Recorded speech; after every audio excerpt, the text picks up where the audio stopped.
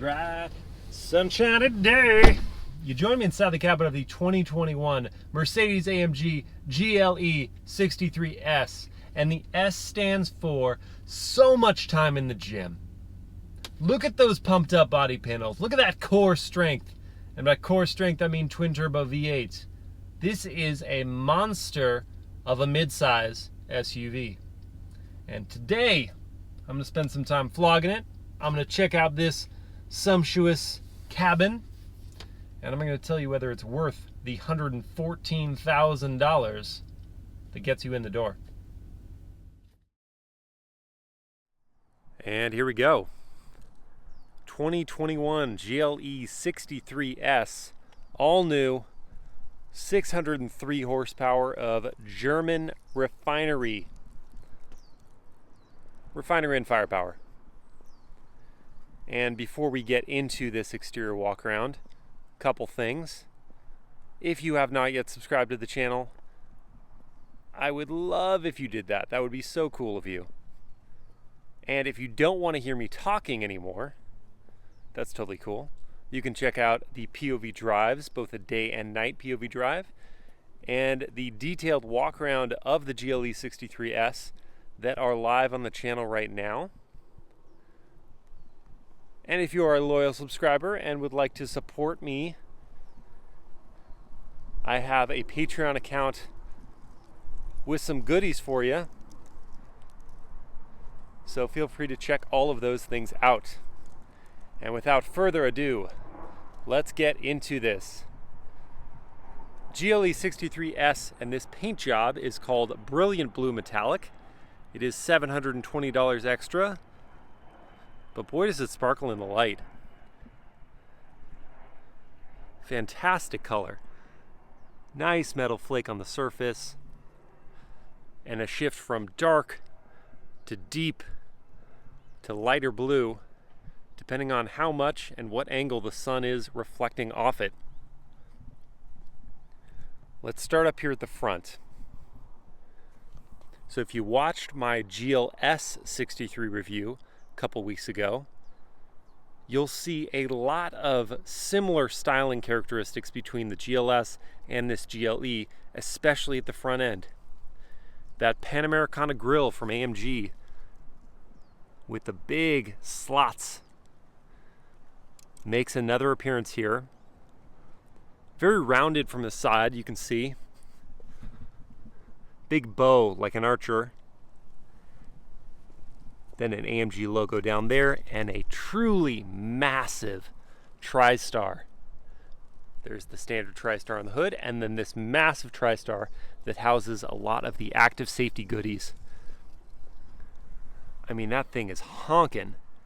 Somehow though, because the grille is so large, because the face is so prominent, it almost fits. It almost looks normal. It doesn't draw the eye as much as it would stand alone. Just take away, visually, take away all the other elements of the front end. Just pretend it's just a blank face. And that logo, it would look huge. But somehow it's distilled. That's designing work at work. Work at work. Then we have some functional air vents amidst some fake air vents. This is all going to cool that 4.0 liter twin turbo V8. Standard LED headlights and daytime running lights with a cool bow to them as well. More cooling in the lower air dam with this silver painted front bumper, and the silver accents go all the way around. A rather stout face. Coming to the side, we see some flared wheel arches here. Mildly flared at the front, more so at the rear. And then these are optional 21-inch cross-spoke AMG wheels. I think they look really good with this blue paint and the beige interior. We'll get there in a minute. They're wrapped in Yokohama performance tires, 285 front, 325 at the rears. So some thick rear rubber. And this is, of course, the 4MATIC all-wheel drive. These are not carbon ceramic brakes, but they are good-sized steel rotors and bring this vehicle to a halt urgently. I like the two-tone finish here. So we've got a sparkly gray and then a flat silver on the outside. And the red brake calipers stand out, especially with a contrasting blue color. V8 bi-turbo 4MATIC Plus badging on the side. Body color matching mirrors, at least most of them. The bottom half is this black plastic. More of these silver surrounds for the windows. And then the running rails up here, roof rails rather. And you can see the panoramic sunroof up top. More of that silver finish for the side skirt. And let's look at it in profile. So you can see, like the ML that was discontinued in 2015, it has that sloped, it's not even the C-pillar because it's more like a, well, no, it is a C-pillar. Sorry, that would be the D-pillar that's floating, aka invisible D-pillar back there. But it's sort of hatched like this, and then it continues off towards the back of the tailgate. I like it in profile, definitely.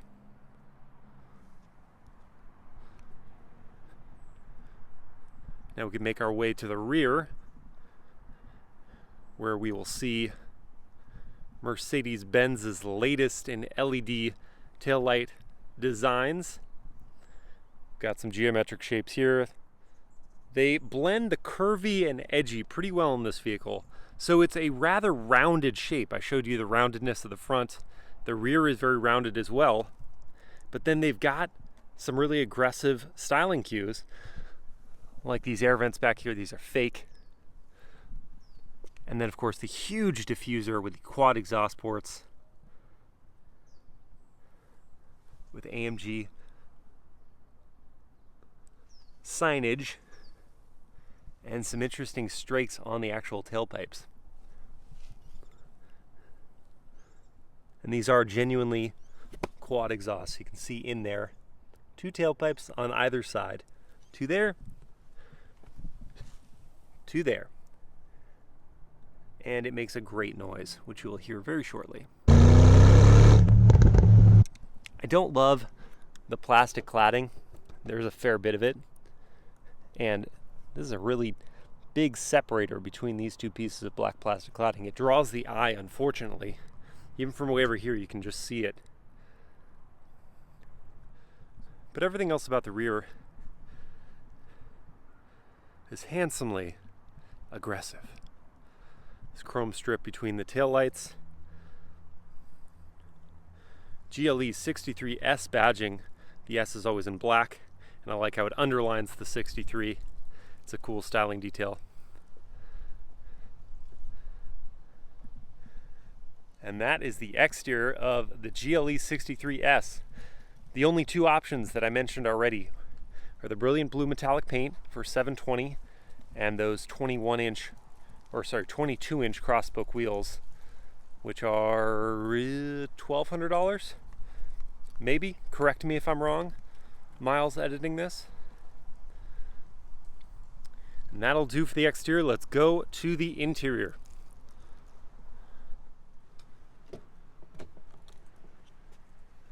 And there we are. A bunch of the things you see in this cabin are standard on the GLE 63S for its $114,000 to $115,000 starting figure. But there are some options that I will list out. I'm not going to give you the prices just off the top of my head, but I will be sure to include them in the edit. There's enough that I'm not going to get all the numbers right. What I can tell you is that this one has the macchiato beige leather interior with the energizing comfort package, love the name, which basically means multi-contour seats in the front with massaging function. I think they look great. The stitching Add some style to the inserts there. The AMG Performance steering wheel with the microfiber suede inserts for your hands amidst leather for the top and bottom portion. This piece here is a little cheapy. Not a fan of that. Metal finish with the AMG logo on the steering wheel. This trim is called High Gloss Linden, gloss wood if you will, and it's not my favorite. I don't like glossy woods. I prefer open pore. I like the texture, and this is just, it's too much glare. Pardon me. Too much glare for my liking. You can see it more along the dashboard here. Quick aside, these air vents, I didn't note this on the GLS review, but I'm going to note it here. They've switched from the rounded air vents on some of their sedans to these rectangular air vents with rounded edges on the SUVs. I prefer the circular air vents. I think they looked better. These, yes, they add visual width to the cabin, but they don't have the same style. Just my personal preference. This one also has the Burmester high-end surround system.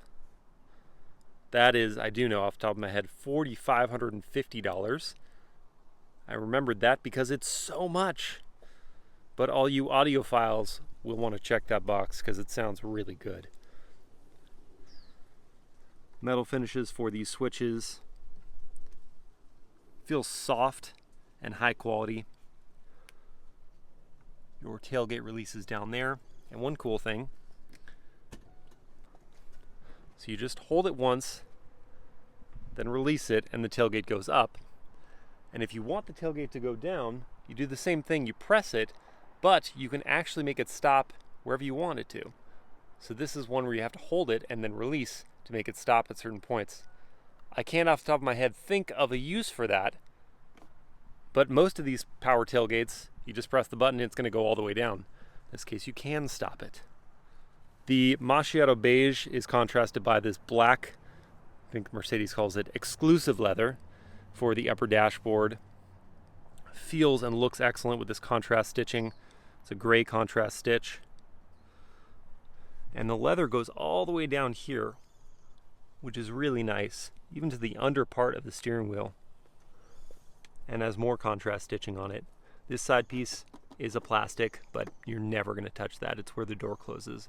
But anything you might brush your hand against in here, including down here on the center console, is high end. You can see some of the ambient lighting here. You won't be able to see too much of it in the daylight, but I'll show a clip from the POV night drive. You can see more of the variation of ambient lightings that you can get in this car. There are a bunch of them, and you can choose from a scroll wheel to pick just one color light, or you can get a multicolored selection if you really want to be fancy. Leather for this upper part of the door, in the door inserts, and then down here we go to plastic. But at least you've got the flashy Burmester speaker covers, which, as I said before in the GLS review, are some of the most intricate and eye-catching speaker covers I've ever seen on a car. More of this ambient lighting in the border of this speaker cover here. Another package this one has is the Warmth and Comfort Pack, which brings rapid seat heating for these front seats and heating for this center console here, these door rests, and I believe the steering wheel. Thick headrests here. Very comfortable place to put your head or smash it back in when you're accelerating. The AMG plaque is here on the seats as well. And now we can jump in. Do a quick scan of the interior.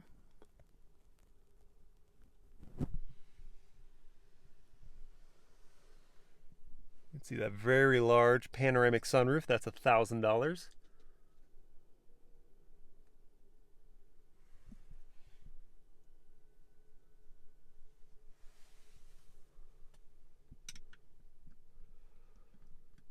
Let's focus up on the steering wheel for a second. So we've got a bunch of controls here. This is for your traction control system. This is for your air suspension. over here is your drive selection, of which there are 6 or maybe even 7 drive modes. We can go through them here. So we got comfort, individual, where you can calibrate steering feel, throttle response independently, and then set it in your system. So every time you go to an individual, it will just automatically add those settings. A wet weather mode, a trail mode, and sand mode. For the very few times the buyer of this vehicle, if at all, will go off-road.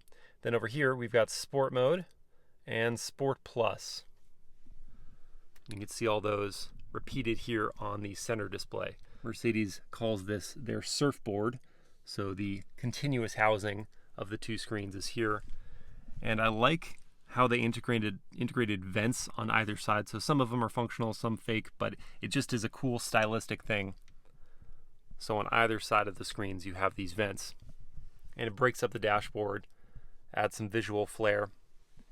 And you can control these infotainments a variety of different ways. So they're operating Mercedes-Benz's MBUX system. It's vastly better than the command infotainment of previous generation Mercedes-Benz vehicles. It's pretty intuitive. There are some things that'll take a little getting used to, but it's quick, super quick, and the graphics are excellent. This is that energizing comfort thing I was telling you about. It's part of the package that includes the massaging. Massaging is really the only thing I'd want from that package, because the other part of it is the fragrance. I don't know about you, but I don't need a car to pump fragrance in my face. Some people may want that. I am not one of them.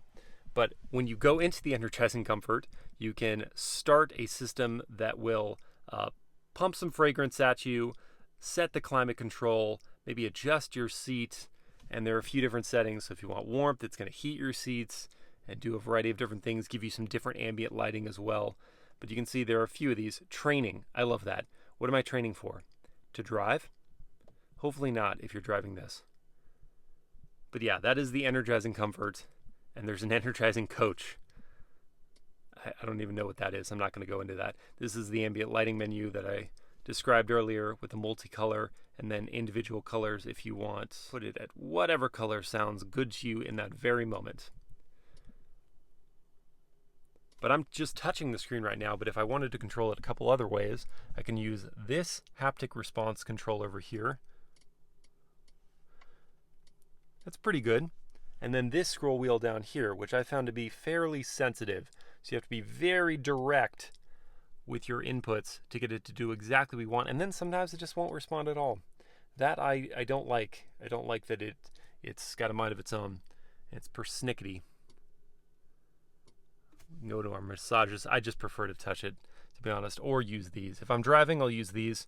If I'm just sitting here, I'm just going to touch the screen. Hey, when you're getting into a car with massaging seats, you press the massage button and it goes for like 2 minutes and then cuts out.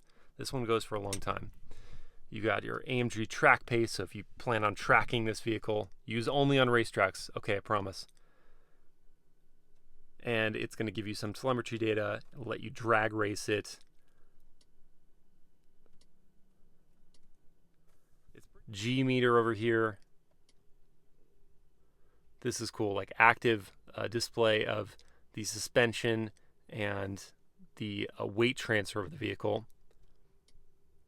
Active engine data, so I'm just going to start it up here.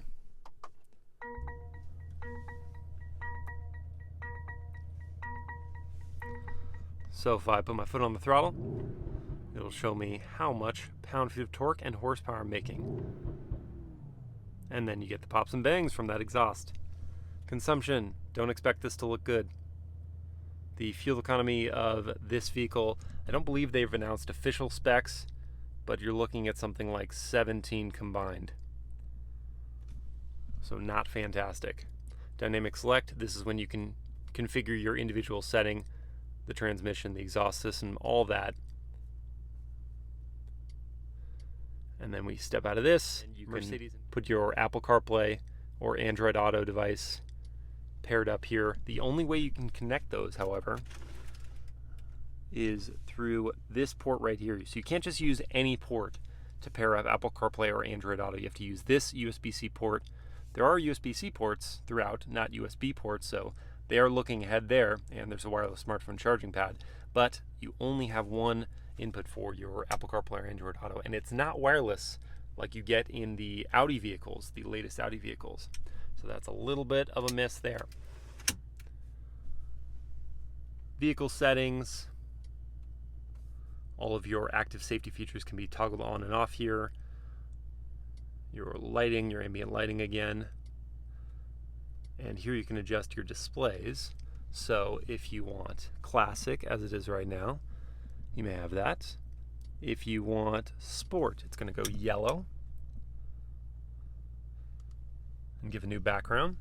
Super sport, this is the coolest one. It's like a tunnel. You're just shooting down that tunnel.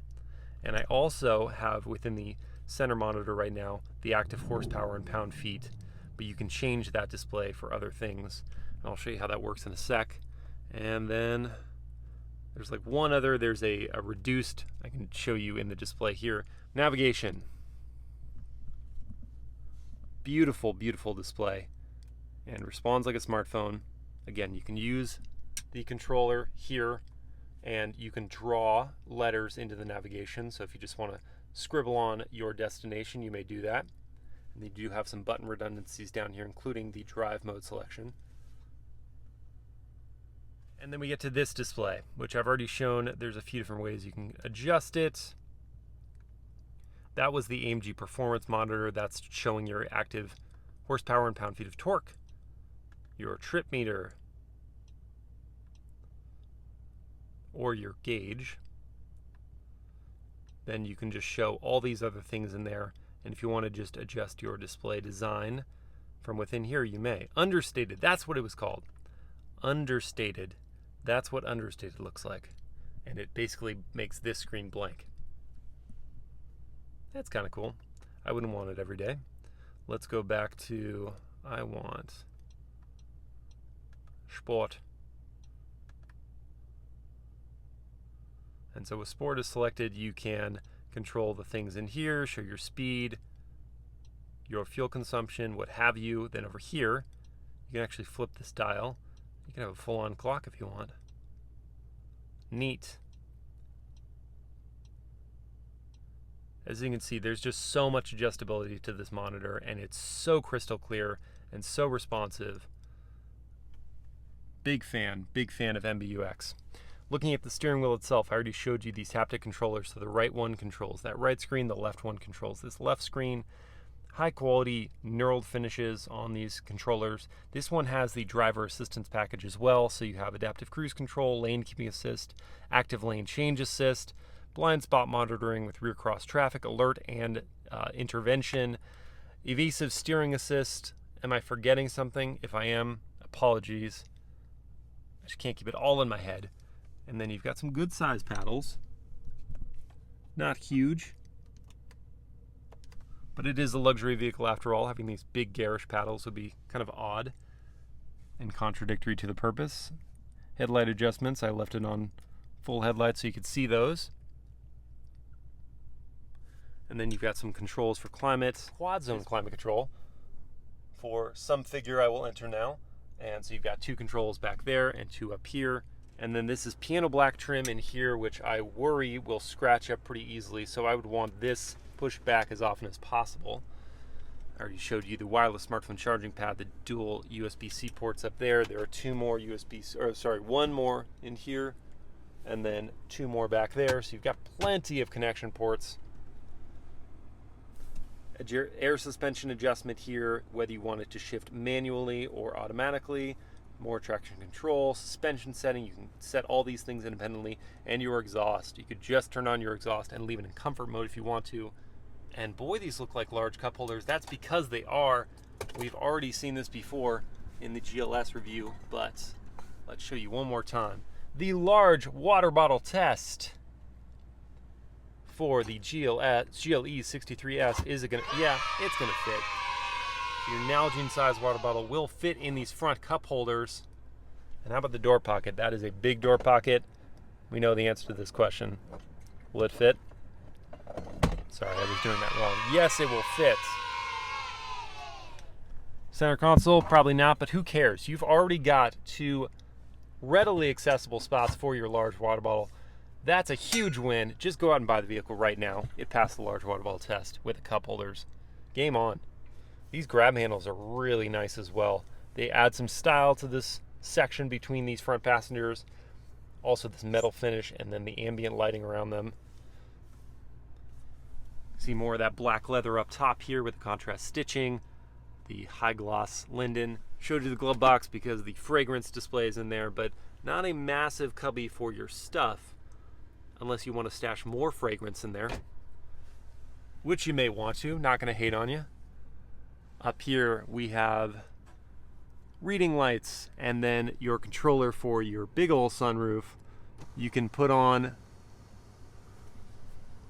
this cover which will darken up the whole cabin. So an ultra sunny day, you don't want to see all of the light. Some of it will trickle through, but not enough to really disturb you. You can cool down the cabin.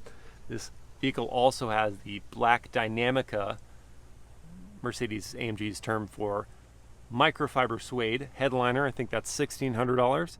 Some pretty, here are a couple like little chintzy bits. These grab handles are really cheap. I would love to have a leather insert there to grab. And this rear view mirror, it's a super cheap piece. That doesn't belong at all in this cabin. Everything else is nice. And then this cheap, it's not even mirrorless. It's not a good size. And then it's such nasty plastic. That just doesn't belong. I don't understand that. More of the Burmester sound speaker or sound system covers that flash it up a bit. All right, now let's go into the rear cabin.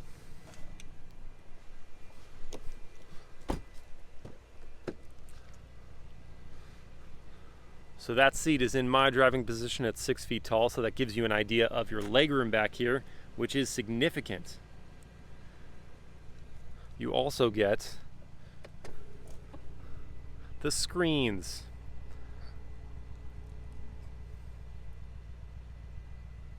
Just don't put your head here, then you're gonna get the sun. Move it anywhere to the right, then you're good. Put that down.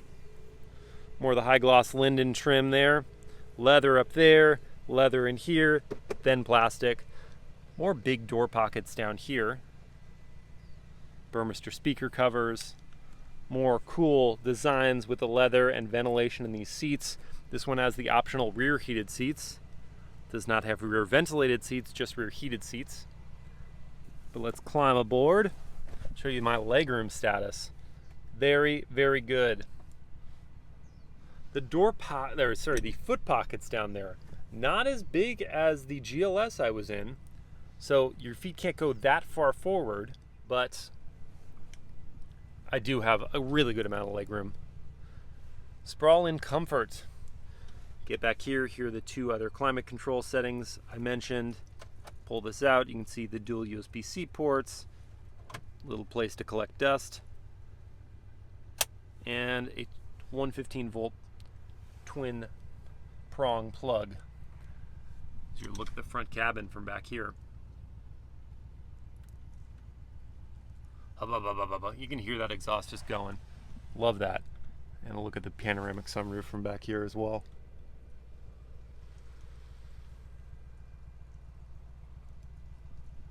Good looking rear quarters. No pass through here. At least I don't believe so, unless you want to punch through that piece of plastic. A couple cup holders, not much else. Very soft leather. Really high quality stuff. Got your reading light, more cheap grab handles, and more of that microfiber suede headliner. These rear seats cannot be angled back, so this is one back angle.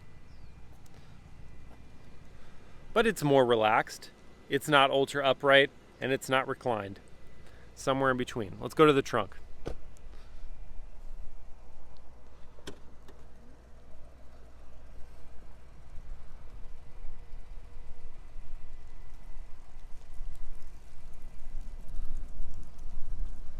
Good amount of cargo capacity back here. I will list the specs as we go through. The specs behind the third row. And then when I fold the front seat, or the rear seats, I'll give you those specs as well. No controls to fold the rear bench from here. That is frustrating to me. Not even a grab handle. I would have taken a grab handle to fold these down. But instead you have to reach through. At least you can reach them. But you have to reach through and push up on this tab and push forward. Go on, shoot. There we go. And as you can see, a really large storage area. Should not have any trouble moving good sized pieces of furniture. Miles, show them what the cargo capacity is with all seats folded. But yeah, now you're here and you want to bring the seats back up, you have to go around to the side. Oh, this is kind of fun. Watch. Pop! It's not one of those you press, it comes up a little and then you have to do it yourself. It pops the full way on its own.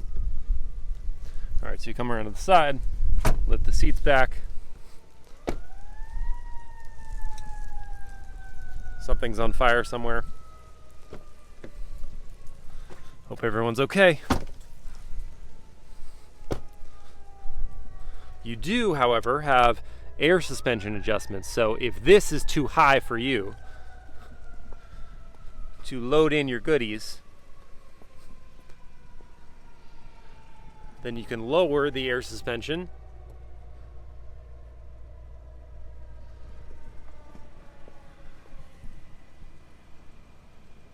to make it easier on yourself. Takes a little while to go down, but coming up is fast. So now we're at the lower setting. You can see it's a significant difference. Very easy at this point to lift something up. Here's my knee. It's coming up against this. So not very high up that you're gonna have to lift your baggage to get it in there. And there is a little cubby under here, currently housing all the tools. And you can put your cargo cover, you can take that out and stow it down here, which is handy because sometimes you just take those out and then you lose them somewhere in your house or garage. That is the trunk. Oh well, let me raise it back up. Same direction with the toggle, and watch how quick it comes up. And we're done, just like that.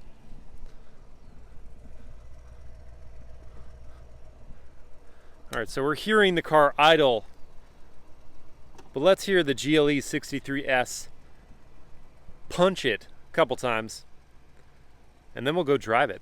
Sound good?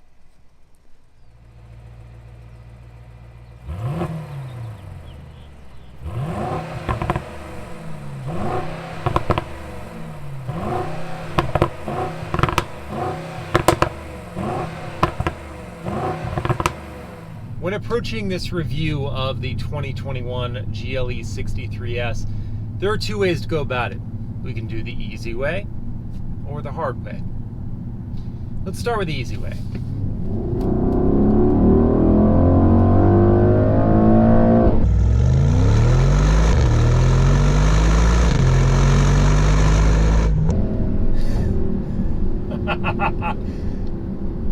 Okay, the easy way is the fact that there is a 4-liter twin-turbo V8 paired with a mild hybrid system, putting out 603 horsepower and 627 pound-feet of torque. That gets this 5,300 pound SUV to 60 in 3.6 seconds.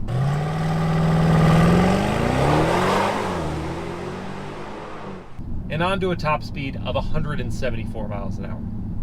So the easy way is when you want to go fast, you just put your foot down and you're going to go fast. Very, very fast. But invariably we must arrive at the more complicated stuff, the hard road if you will. And that is describing all of the active componentry that keeps this good size, mid-size SUV in check when it's going through a corner. So we have active anti-roll bars controlled by the EQ Boost mild hybrid system, active dampers, active four-wheel steering, an active electronic locking differential, and active chassis control. All of that means this high center of gravity will not yield, will stay flat in a corner doing obscene speeds. It really kind of blows your mind what this can do and how stable it feels. I lose words when I take a corner in this because I keep expecting it to yaw. I keep expecting something to give, but it doesn't. It just stays so planted. And it's wizardry that just says take a hike to physics and just does it anyway. But it's complicated stuff, and all that means that perhaps down the road these things are going to break. For now you can just enjoy them, but I hope you're not the third owner of this vehicle. We're not going to worry about that though. We're just going to enjoy the obscene power of this engine and the pops and bangs from that exhaust.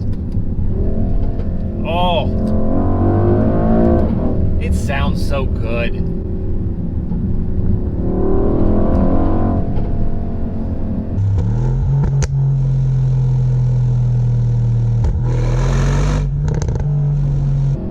But the GLE 63S is more than an engine. It is, as I've shown in the interior walk-around and exterior walk-around, a luxury vehicle. And so if you're tired of being a hooligan, you can take it out of Sport Plus or race if you chose to go all the way to race. Don't think that's necessary. And you can arrive in comfort. And around town, you're just going to enjoy that air suspension. You're going to hear the bumps, but you're not really going to feel them. Just float along in comfort. Enjoy your energized air fragrance, if you will. These massaging seats, this wonderfully contoured leather chair. Every bit of this feels like the luxury experience that you would expect for the price this thing is commanding, which is just under $115,000. But there's two sides to this story, because while the ride around town is very pleasant, I need to take you to a highway to show you what we're going to experience there. The good and the not so good. And we'll start with the good, which is that engine around town blowing your face off is blowing your face off at highway speeds. And it feels ultra stable at kind of whatever numbers you throw at it. I won't tell you what numbers I threw at it.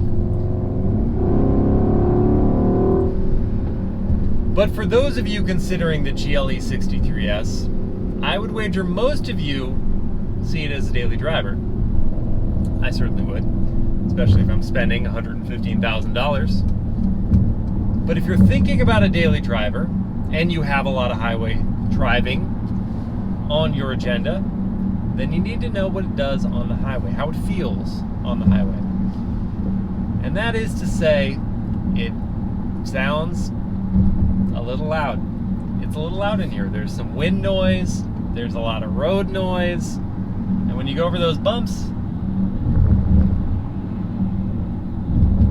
you can hear them. You can really hear them. You can't feel them still, but you can definitely hear them. So if noise is very important to you, just be aware. And I will say this GLE 63S has the acoustic comfort package. So it has the film on the front glass, the windshield, and the side windows, and the increased cabin insulation. So what I'm hearing, this is as good as it's going to get in this vehicle. It's not like economy car bad, but I'm having to raise my voice to make sure you can hear what I'm saying. But in terms of driver fatigue, fret not, because you can choose the driver assistance package that this one has. You can set the cruise control, and you can let the vehicle pretty much take over the highway driving. So I've set it here at 70 miles an hour with adaptive cruise doing its thing, and now lane keeping assist doing its thing. So I take my hands off the steering wheel and it drives itself. There's little, curves in the road and jots here and there, and it just knows where to go. It centers itself within the lane very easily, and we can enjoy active lane changes. So if I want to go left over 1, just press down on the indicator stalk. Don't have to do a thing. It'll just go over if it's clear. If it's not clear, the blind spot monitor will beep at you and say can't do it. But this is pretty impressive, and for how long you can keep your hands off this wheel and how accurately it takes the curves of the road, you really do get to drive in comfort. But now let's go back on the road so we can talk about the competitors. 15 years ago, it was the sports sedan that all of the German luxury automakers were throwing their time and effort at. But these days, because everyone is obsessed with SUVs, they've focused that performance-oriented attention at the SUV. And therefore, there are no shortage of these ultra-high performance vehicles. We have the BMW X5M Competition that starts at $115,000. It makes 617 horsepower. It gets to 60 in 3.7 seconds, though independent sources have seen faster.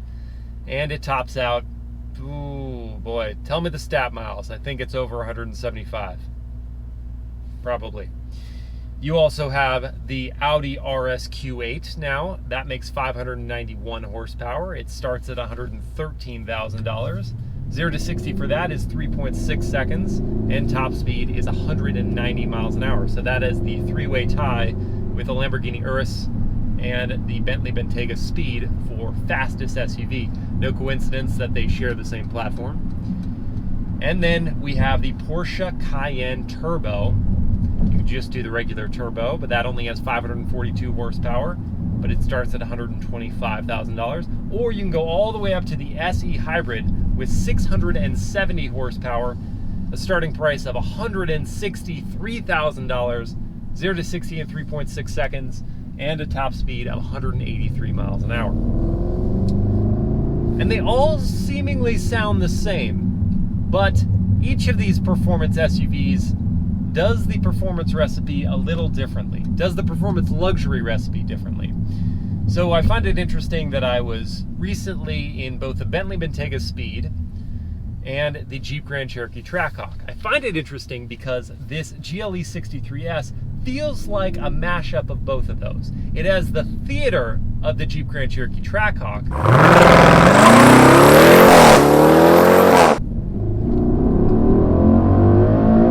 case in point, and it has largely the refinement of the Bentley Bentayga. It doesn't have the cabin insulation of the Bentayga. It doesn't have the smoothness of the power delivery of the Bentayga's W12. But it does have the creature comfort, certainly more so than the Bentayga, and it's the refinement. So, as a mishmash of those two, this GLE 63S is really a pretty solid vehicle in the segment, because the X5M Competition airs more on the side of refinement, less theater, less excitement. Same thing with the Porsche Cayenne Turbo and the RS Q8. So if you want some of that muscle car inspired excitement, but you want the refinement of a German vehicle, it doesn't really get much better than this GLE 63S. Certainly, as we've discovered, it can handle a corner. Certainly, it can handle a straight line. If you can get around the minor defects, which are very minor, and if you like the look, which not everyone's going to like. Some are going to find it too rounded. Some are going to find it too busy. But if you like the look, you're going to be more than satisfied with the driving experience, and it is well worth the price, steep though it may be. And fast though it definitely is.